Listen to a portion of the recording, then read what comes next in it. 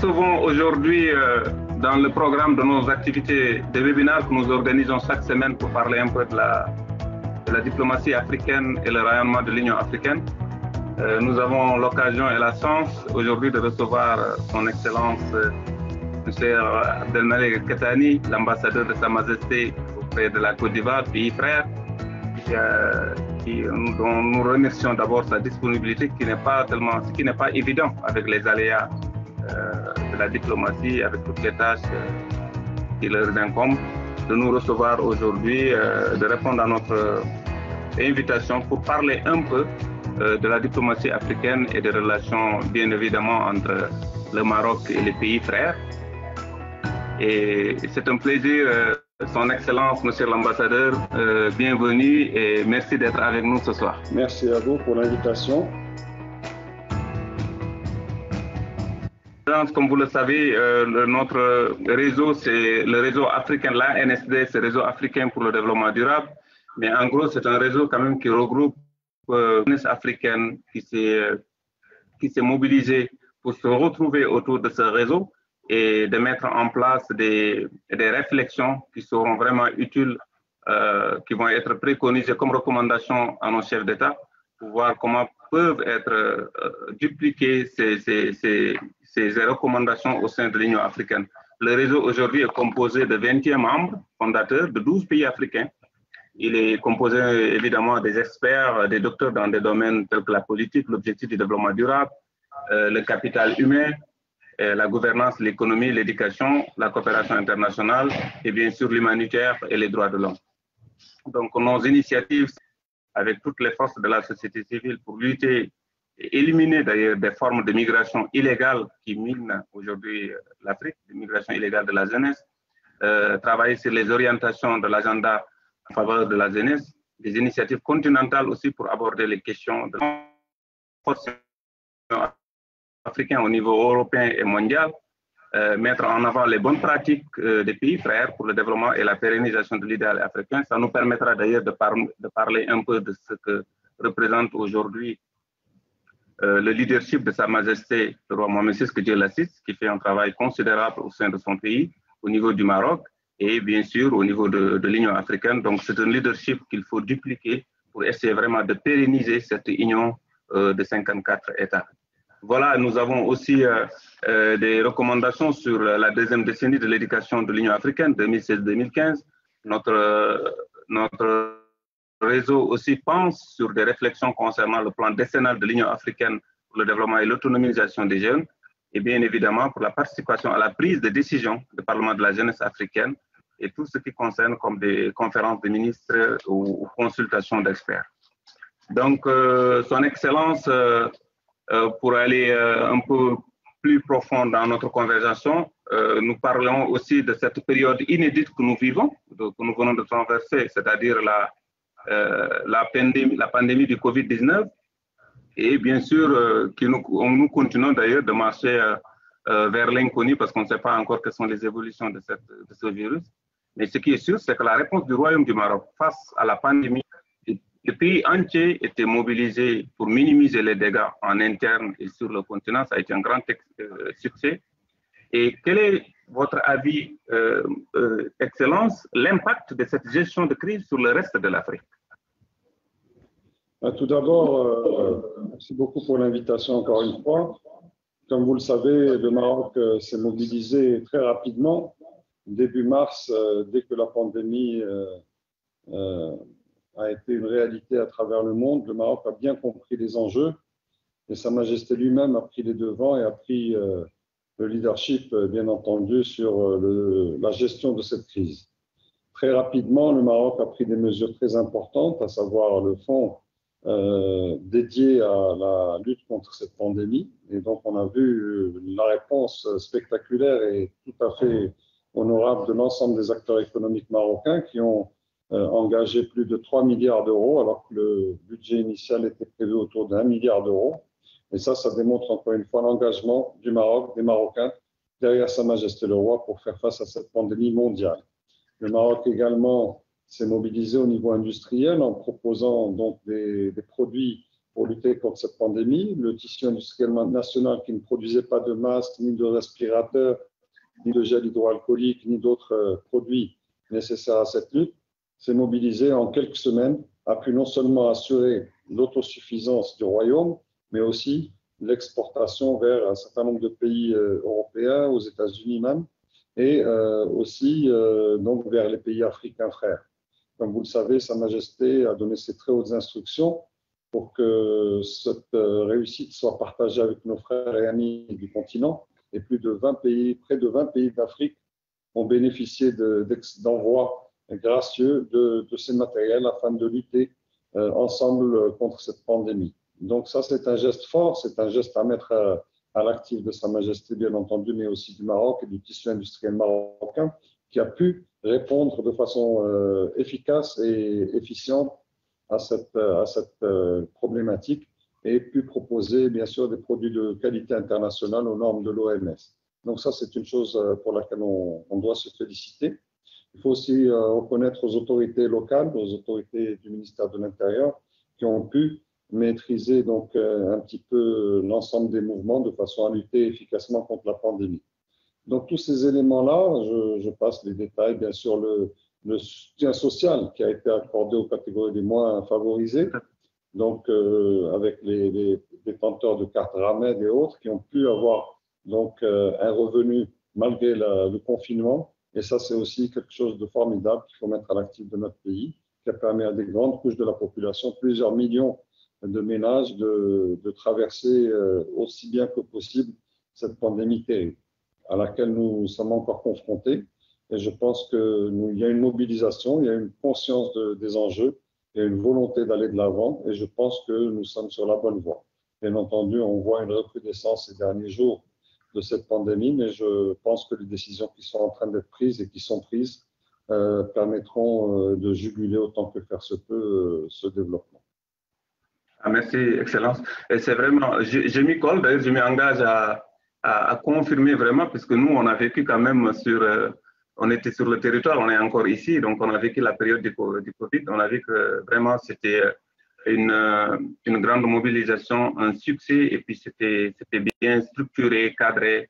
Il y avait d'ailleurs cette solidarité inouïe qui s'est manifestée au niveau de la population. D'ailleurs, pour rebondir sur la question, vous savez que quand même avec la population migrante résidente au Maroc, c'était des moments un peu difficiles, mais on a vu quand même un élan de solidarité et on a ressenti cette africanité de toutes parties qui s'étaient mobilisées pour aider nos frères et sœurs migrantes étrangères résidentes au Maroc.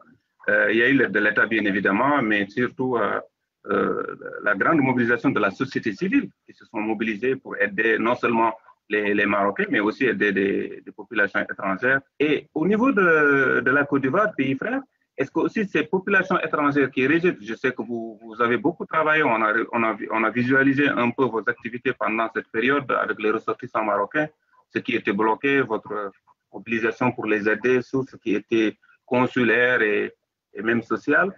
Est-ce que aussi ces étrangers marocains résidant en Côte d'Ivoire ont senti la même solidarité à l'égard des populations ivoiriennes et africaines? Il y a eu des élans de solidarité, bien entendu, qui sont tout à fait naturels entre frères et entre membres d'une même famille, la famille africaine.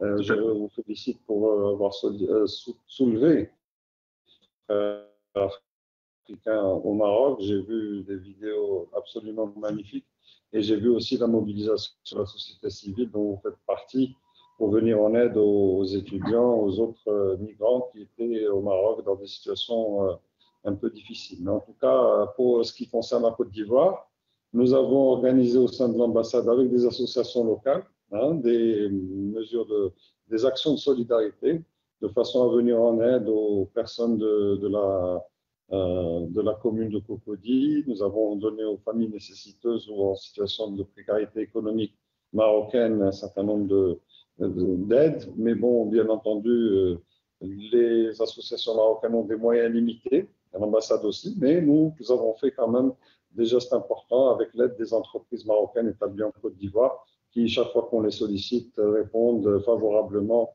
à nos demandes. Donc, nous nous félicitons de cet effort conjoint entre nous, les entreprises, les associations qui ont veillé à montrer que le Maroc non seulement est solidaire dans cette période de pandémie, mais aussi apporte des solutions concrètes et palpables aux populations les plus démunies. Bien entendu, ce sont des gestes relativement symboliques, mais néanmoins efficaces, car ils apportent un bien-être, un réconfort à quelques populations, mais bien entendu, on ne peut pas faire l'effort plus important. Mais c'est un geste qui montre notre engagement, comme l'a souvent répété Sa Majesté le Roi, que Dieu l'assiste, pour la solidarité, pour la fraternité entre pays africains et entre Africains que nous sommes. Bien sûr. Et nous parlerons d'ailleurs du leadership, parce qu'on sait aussi qu'aujourd'hui, cet idéal africain de l'Union africaine qui se développe avec l'implication de la jeunesse, on sent qu'il y a des États quand même qui sont beaucoup plus impliqués. On voit même d'ailleurs la solidarité de Sa Majesté vis-à-vis des pays frères. Et nous pensons qu'aujourd'hui, vous êtes aussi les précurseurs en tant que représentants diplomatiques. Vous essayez aussi de régler des problèmes pour les ressortissants non seulement étrangers qui vivent en Côte d'Ivoire, mais aussi vous participez aussi à la cohésion vraiment des cultures des peuples. Et c'est vraiment quelque chose d'important que je voulais souligner ici. La diplomatie aujourd'hui africaine, elle sert au-delà de la souveraineté des États, elle sert aussi de la cohésion entre les pays frères. Et vous êtes aujourd'hui, je pense, la colonne vertébrale, en tout cas les ambassades, pour réunir la cohabitation des pays africains. Je voudrais rebondir, Excellence, sur une autre question qui concerne aussi l'engagement de Sa Majesté le Roi Mohammed VI dans un panafricanisme qui s'est avéré concret et durable. Comment cet engagement est perçu même au sein des pays frères, la Côte d'Ivoire, mais aussi au sein de l'Union africaine? Vous savez, l'engagement de Sa Majesté le Roi, que Dieu l'assiste, pour une Afrique développée, une Afrique qui gagne, une Afrique qui fait confiance à l'Afrique, comme on l'a souvent répété, pas d'aujourd'hui ou de la pandémie, c'est un engagement qui date depuis le début de son règne, il y a maintenant 21 ans, que Dieu le préserve et lui donne encore un long règne, plein de réalisations formidables pour le pays qui est le sien, mais aussi pour les pays frères africains. Donc aujourd'hui, le rayonnement du Maroc est très important en Afrique, mais en Côte d'Ivoire, nous avons une place exceptionnelle qui est due aux efforts, aux engagements, aux investissements qui ont été opérés en Côte d'Ivoire depuis maintenant plusieurs années. Nous avons démarré en 2013 lors des premières visites de Sa Majesté le Roi, que Dieu l'assiste. Nous en sommes à la 6e visite et nous avons donc évolué sur beaucoup de projets importants, des projets à caractère socio-économique. Nous avons, pour ne pas les citer, tous les projets donc à caractère de développement durable, en l'occurrence les débarcadères de pêche de Loko-Djoro, de Grand Laou, le centre de formation multisectoriel Mohamed VI de Yopougon, qui permet aujourd'hui de former plus de 1000 étudiants en BTP et en hôtellerie, qui sont des métiers porteurs pour l'avenir de la Côte d'Ivoire. Nous avons le centre de médecine d'urgence qui a été inauguré également. Nous avons aussi donc les projets économiques. Nous avons les projets d'infrastructure comme la baie de Cocody, qui est l'élément phare de la coopération maroco-ivoirienne et qui sera à l'avenir une icône de cette coopération. Sur le plan religieux, nous avons aussi la mosquée Mohamed VI de Trècheville qui est en construction et qui va être un édifice remarquable, si ce n'est le plus bel édifice musulman de Côte d'Ivoire, et nous en félicitons. Il portera le nom de notre auguste souverain et aussi qui restera un phare à l'amitié ivoiro-marocaine pour des décennies et des décennies à venir. Donc nous sommes fiers de participer à cette construction, de participer à ce moment historique de développement des relations entre le Maroc et la Côte d'Ivoire, et nous sommes très heureux de veiller à ce que tous ces projets arrivent à leur terme dans les meilleures conditions. Bien sûr, avec la pandémie, il y a quelques retards, mais bon, je pense que si bien sûr la pandémie est dépassée dans les mois à venir, et j'espère très rapidement, nous pourrons prendre un rythme normal de réalisation de ces projets. Aujourd'hui aussi, on peut parler des investissements privés. Le Maroc est depuis quelques années parmi les 3 premiers investisseurs en Côte d'Ivoire.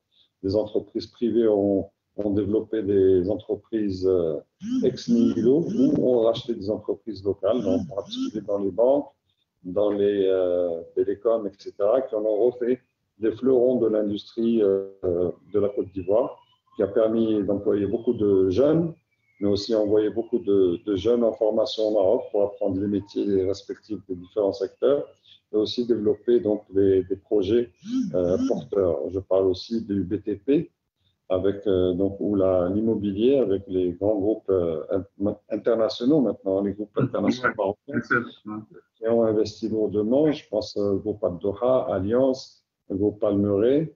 Nous avons aussi le groupe Doha qui a investi dans 3 cimenteries qui aujourd'hui font une production d'1,5 million de tonnes de ciment pour la construction de la Côte d'Ivoire. Ceci n'est pas rien, c'est important dans la configuration économique de la Côte d'Ivoire. Et donc, il y a d'autres groupes qui sont en train d'investir dans des secteurs pharmaceutiques, dans les secteurs industriels, dans la construction donc, de projets immobiliers importants pour le social et pour le moyen de gamme ou même haut de gamme. Donc, le Maroc est bien implanté. Nous avons 50 d'entreprises qui aujourd'hui sont donc importantes dans le tissu économique ivoirien.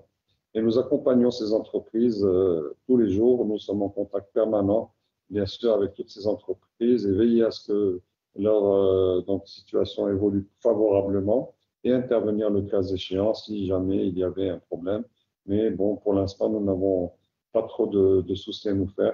Nous prions seulement pour que cette pandémie se lève aussi rapidement possible, que les activités reprennent un cours normal. Oui, pour que les entreprises, oui.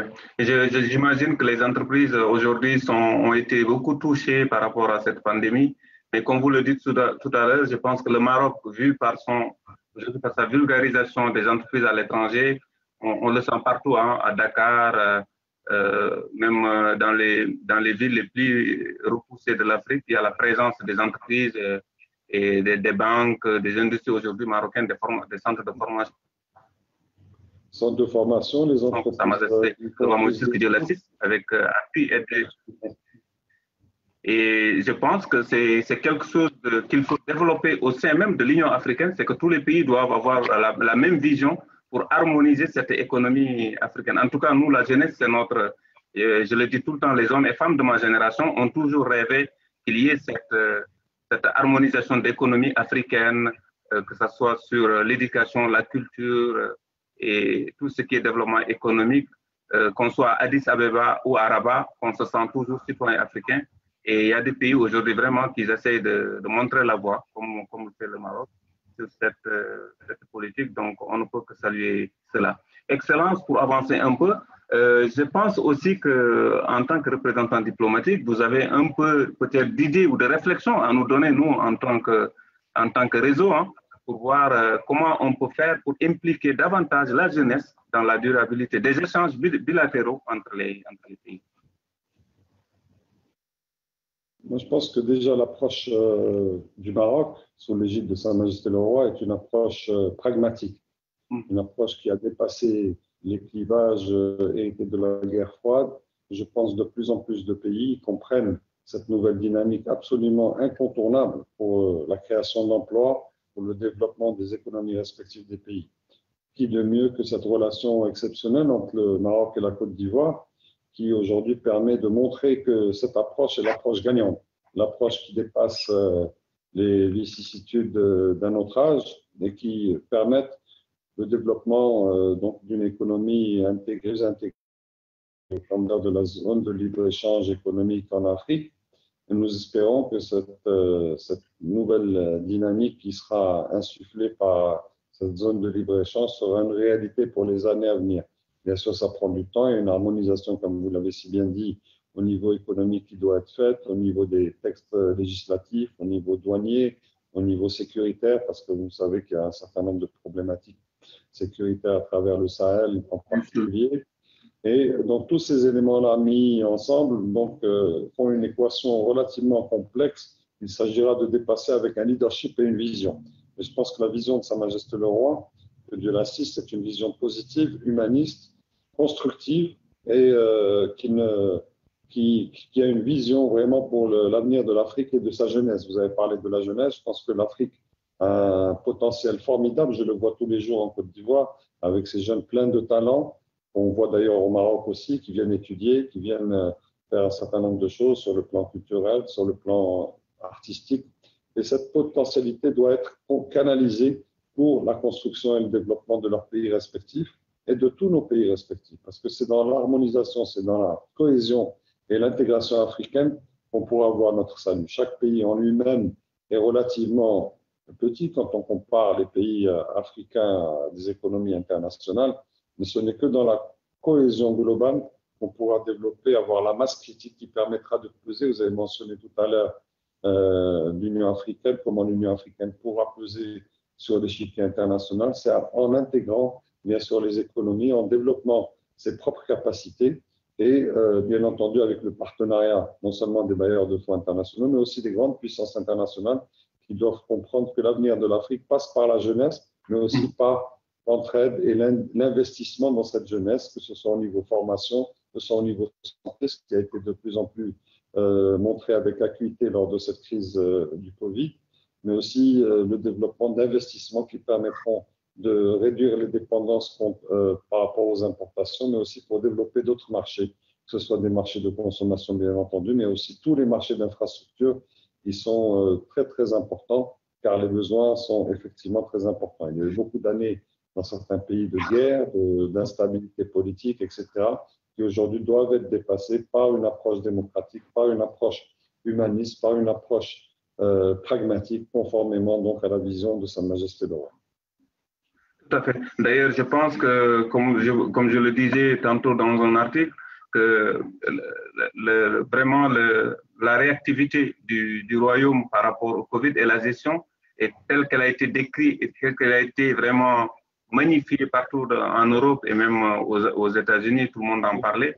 Pour nous, jeunesse, c'était au-delà même d'être que la fierté peut-être marocaine, mais pour nous, c'était vraiment une fierté. Le Maroc, on disait entre amis que c'est vraiment, ça concerne l'Union africaine, c'est un pays de l'Union africaine qui a réussi cet exploit et que désormais, les États africains peuvent se prendre en main et que véritablement l'avenir de l'Europe ne se jouerait pas non seulement au sud de la Méditerranée, mais vraiment au niveau de l'Afrique. Pour d'ailleurs parler un peu de l'éducation, vous avez parlé tout à l'heure de la coopération par rapport aux formations et aux écoles. On voit aussi que le royaume a fait, a créé vraiment une sorte d'union africaine sur l'éducation, parce que si on voit aujourd'hui le travail exemplaire de la MCI, l'Agence marocaine de coopération internationale, on voit beaucoup de jeunes qui arrivent, beaucoup de jeunes qui partent aussi après leurs études ici pour poursuivre leur troisième cycle en France, après avoir assis vraiment des bagages intellectuels au Maroc. Nous, on a tous des frères et nous-mêmes, nous sommes de cette politique de coopération. Donc, je pense que c'est quelque chose qu'il faut aussi faire véhiculer au sein de l'Union africaine, qu'il y ait vraiment comment dirais-je, peut-être un panthéon de cette marque marocaine au sein de l'Union africaine qui permet aujourd'hui des jeunes africains de se former ici et de retourner dans leur pays et essayer de partager cette expérience et de développer leur pays respectif. Et au niveau de la Côte d'Ivoire, quel est l'engouement de la jeunesse, souvent, qui veulent venir étudier au Maroc? Quelles sont ces deux dernières années, si vous avez un peu, parce que je crois que tout passe quand même par des services consulaires, est-ce qu'il y a une progression des jeunes étudiants qui arrivent et quelles sont les filières qui attirent beaucoup plus au Maroc, au niveau de la Côte d'Ivoire?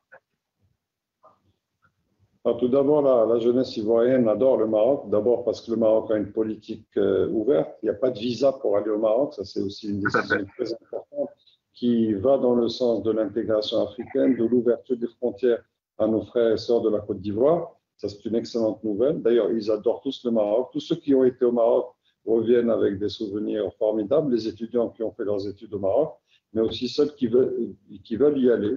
Nous avons régulièrement des jeunes qui viennent nous voir ou qui nous écrivent via email ou sur notre mur Facebook de leur volonté d'aller au Maroc pour faire leur formation professionnelle ou académique. En tout cas, nous avons la MCI, vous l'avez cité, vous l'avez si bien cité, c'est une organisation formidable qui travaille très très bien. Nous avons 120 bourses l'année dernière qui ont été octroyées aux jeunes Ivoiriens lauréats du baccalauréat. Et aussi, donc cette année, nous avons une augmentation à 150 bourses. Et ça, on s'en félicite et on remercie bien entendu la MCI et le ministère des Affaires étrangères et de la coopération du Royaume du Maroc, d'avoir donc fait cet effort supplémentaire pour notre pays frère, la Côte d'Ivoire. Et ici, il s'agit de mentionner que les étudiants qui vont vers le Maroc vont dans toutes les filières. On a une prédilection en particulier pour les études de gestion, les études d'ingénierie, études diverses, mais c'est surtout management et ingénierie qui vont chercher au Maroc. Et ils reviennent ici et ils ont souvent des très bons postes, ils ont des postes importants où ils se lancent dans les affaires. Il y a beaucoup de gens que je connais aujourd'hui qui ont des très, très grands postes, sont passés par la coopération marocaine et chaque fois qu'ils me rencontrent, ils me remercient, ils me disent « Moi, je suis marocain et je suis fier de l'être, j'ai été formé au Maroc et merci à Sa Majesté. » Il y en a qui sont du temps de feu Sa Majesté Hassan II, que Dieu ait son âme, et qui sont aujourd'hui à des postes très, très importants. Ils me disent « Franchement, sans le Maroc, je ne sais pas ce que je serais devenu. » Mais en tout cas, c'est une très, très bonne chose. Cette vision lointaine qui vient depuis l'époque de Sa Majesté Hassan II, c'était de faire de ces jeunes Ivoiriens, de ces jeunes Africains, des ambassadeurs du Maroc dans leur pays pour qu'ils puissent développer leur pays. Et ça, c'est quelque chose qui a continué, qui s'accélère et on s'en félicite. Ça, c'est une dynamique formidable que peu de pays font et le Maroc le fait. C'est des choses qui coûtent de l'argent pour le Maroc, mais c'est un investissement très, très important et qui a des résultats vraiment formidables. On ne peut que s'en féliciter. La jeunesse ivoirienne est une jeunesse pleine de talent à tous les niveaux et qui ne demande qu'à éclore, à l'instar de toute la jeunesse africaine que je connais ou que j'ai rencontrée. Ils sont pleins de vie, pleins de volonté. Il faut les encadrer, il faut leur proposer des solutions et le résultat est toujours au rendez-vous et on s'en félicite. Excellence, c'est vrai. Ça, je peux le confirmer que nous-mêmes, nous sommes au Maroc et nous restons et nous désirons encore rester. C'est notre deuxième pays. Moi-même qui vous interviewe, je suis un Sénégalais et comme vous le savez, chaque Sénégalais a dans son cœur le Maroc et chaque Marocain ou Marocain. Au Sénégal. Donc voilà, vous êtes aussi, chaque Marocain et Marocaine comme vous a dans son cœur le Sénégal. Ça, c'est vrai. D'ailleurs, ça part de ça. C'est l'harmonisation, c'est-à-dire ce que fait le Maroc, ce qu'a fait le Maroc depuis Sa Majesté le roi Hassan II, l'Arahmou, jusqu'à aujourd'hui avec ce qui se pérennise cette coopération avec le souverain Sa Majesté le roi Mohamed VI, que Dieu l'assiste, c'est quelque chose d'extraordinaire, mais qui peut être dupliqué aussi par les États pairs. Chaque pays aujourd'hui africain puisse avoir une politique pareille, de recevoir, qu'on voit des Rwandais, qu'on voit des Congolais, avoir cette possibilité d'aller à Dakar, que les Sénégalais puissent avoir cette possibilité d'aller étudier dans des universités ou des écoles de Bujumbura ou à Addis Abeba. C'est cette harmonisation que nous, jeunesse, que nous rêvons. Et ce modèle, et quand on dit leadership, souvent, ce n'est pas de la démagogie. Parce que si on voit le couple franco-allemand, l'Europe de monnaie, l'Europe de dollars, c'est cette Europe qui s'est fortifiée aujourd'hui, c'est grâce à un couple franco-allemand qui est là, qui est solide, qui a eu des réflexions.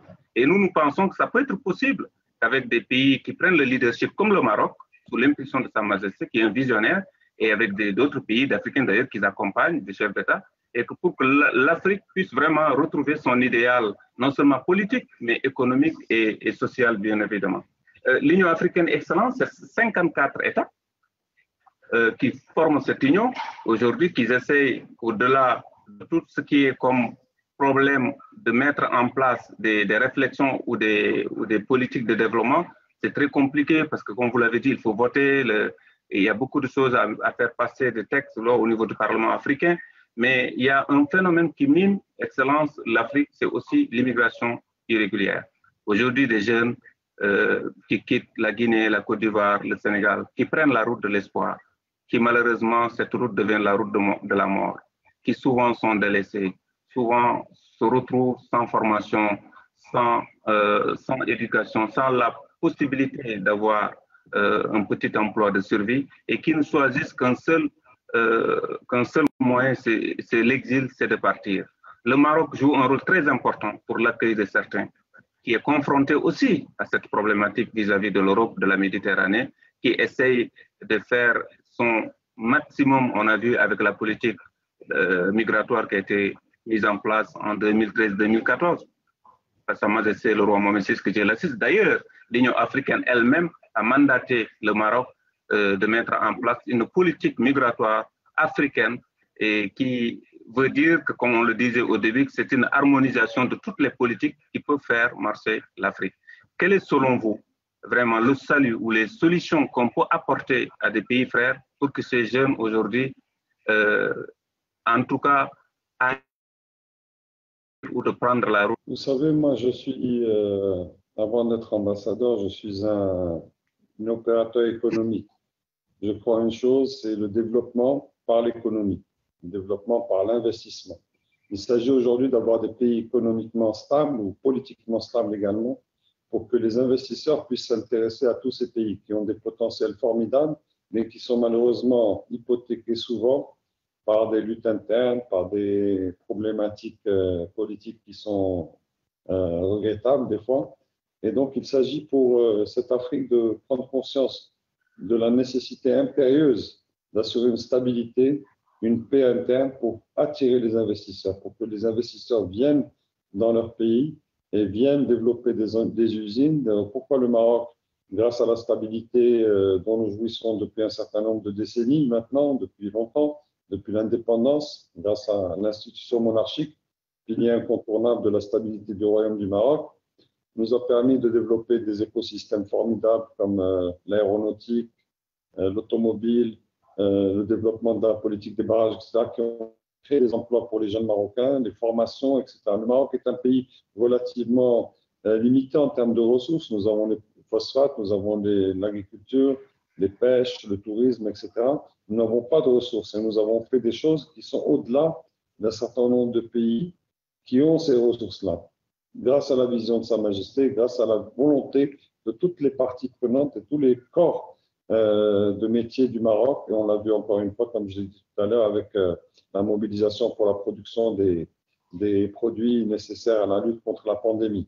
Donc vous savez, nous avons le potentiel, nous avons la vision, nous avons la stabilité. Si d'aventure tous les pays africains comprenaient que la stabilité est un pilier incontournable du développement, on essaierait d'avoir des approches plus apaisées, plus sereines, pour aller vers l'objectif principal qui est d'assurer la survie et le développement de leurs pays respectifs.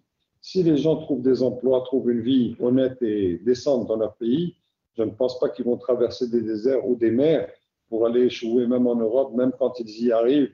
Ils font quoi là-bas? Ils ont des petits emplois, ils sont souvent dans des situations précaires qui sont dommageables et qui ne répondent pas à leurs besoins fondamentaux.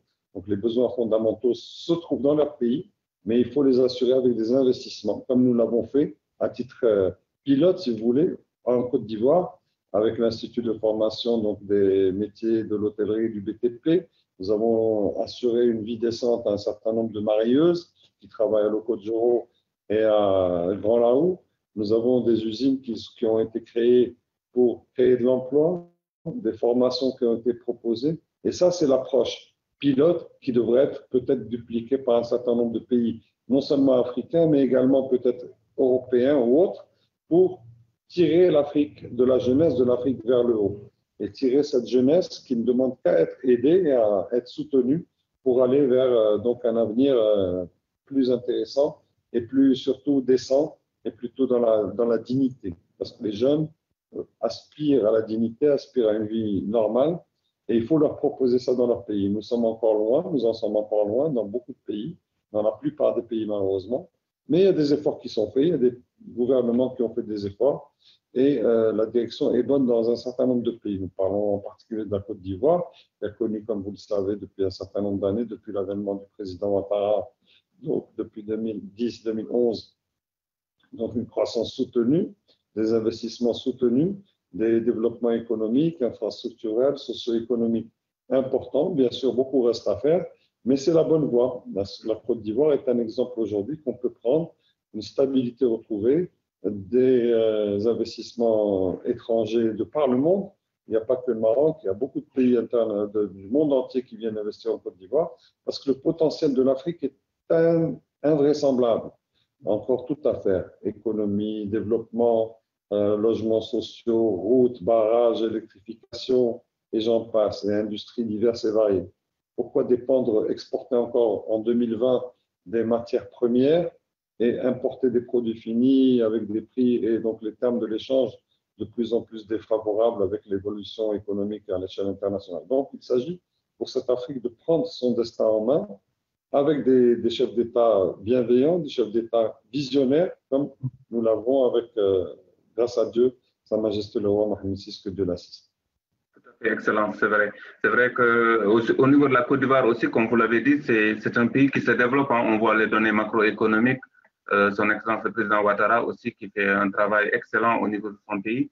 Mais au niveau des entreprises, Excellence, on n'a pas parlé beaucoup sur ça. Est-ce que les entreprises marocaines qui sont installées n'ont pas beaucoup de difficultés administratives? Est-ce que les procédures d'installation, les procédures vraiment de créer ou d'innover en Côte d'Ivoire, est-ce qu'il y a pas de blocages, de lourdeurs administratives, dirait-on? Comme dans tous les pays, ce n'est pas très facile. Hein. Dans le doing business, la Côte d'Ivoire a fait un saut remarquable. On a pris, je pense, qu'une évolution de 30 places dans l'année qui est passée. Il y a la mise en place du centre des investissements, le CPC, qui assiste les investisseurs dans toutes les étapes de leur démarche, que ce soit au niveau du terrain, des importations, des exonérations de droits de douane, etc. Donc aujourd'hui, il y a une structure qui est mise en place. Il y a même un ministre qui a été nommé spécifiquement pour l'encouragement d'investissement privé, Monsieur le ministre Emmanuel Essis, qui fait aussi un bon travail, qui a été le patron du CPC justement avant, et qui aujourd'hui est ministre de la promotion de l'investissement privé. Donc il y a une dynamique qui est en cours, il y a une volonté réelle de développer les investissements en Côte d'Ivoire, et notre ambassade est ici, sur le plan bien sûr politique, mais aussi sur le plan économique, et principalement sur le plan économique, parce que sur le plan politique, franchement, notre relation est au beau fixe, elle est exceptionnelle. Et donc, sur le plan économique, nous travaillons avec nos investisseurs, avec les porteurs de projets, pour pouvoir effectivement les réaliser et en faire donc des réalités sur le terrain.